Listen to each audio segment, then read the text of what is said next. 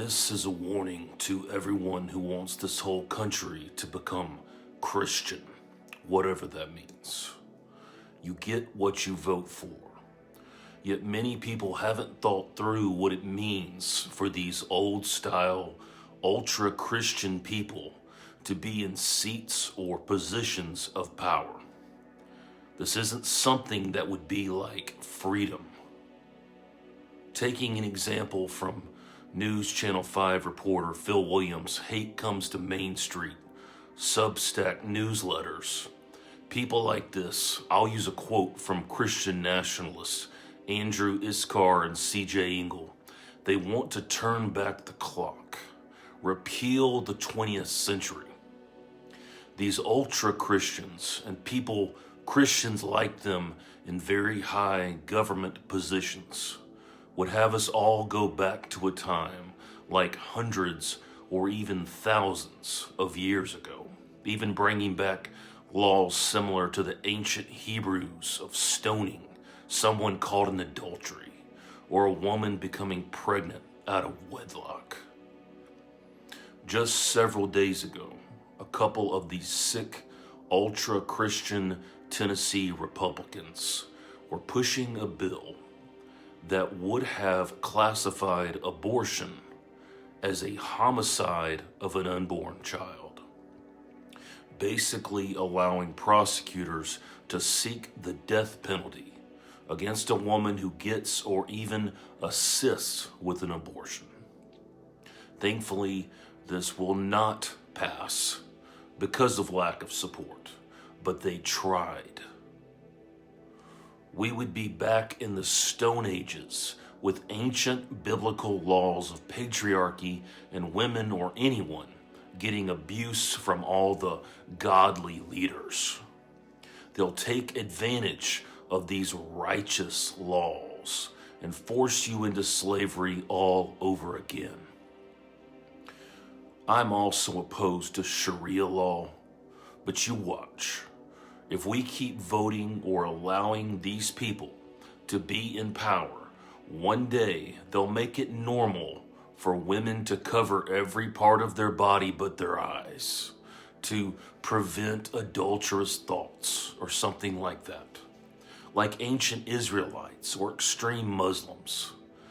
They'll have you get the old-fashioned 10 Commandments branded on your hands, yet they will not be following them themselves. Rules for thee, but not for me.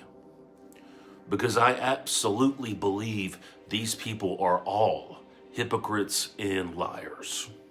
I guarantee that if one of their own daughters accidentally gets pregnant, they'll find a way to work around the system and they'll keep it covered up. Tennessee already being a state with one of the most ridiculous strict abortion bans, being a Class C felony. But that's not enough for these pieces of trash who want the praise for themselves and control of everyone. They're trying to outdo each other with how extremely old-fashioned Christian or Hebraic they can make strict laws governing our behavior. It's a scary thing.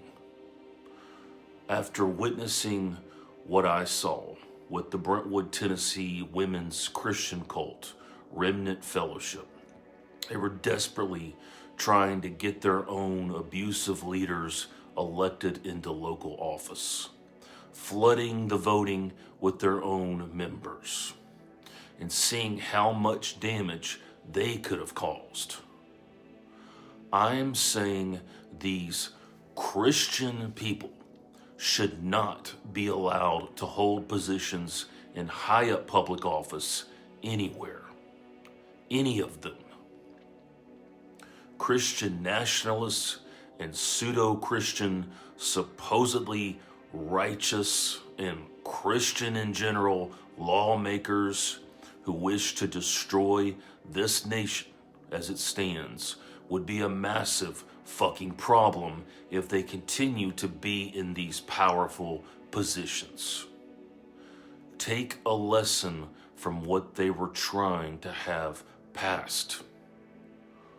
Now, whether you believe this or not, in my opinion and in my experience, Christianity isn't a nice religion. Despite what you get to hear at your local church assemblies, this will be about power. I've seen the darkness of a church that loves to abuse and control members. These righteous people with skeletons in their closets are just steps away from the same horrifying control of stuffing their ultra-righteous, legalistic standards down all of our throats. But by all means, keep clapping your hands in support of ever stricter, legalistic Christian takeover laws. By all means, continue virtue signaling to your neighbors and friends of how right-wing, Christian supporting, and righteous you are. I'm telling you, Christians should no longer be allowed in our United States government or in political realms. This is a warning.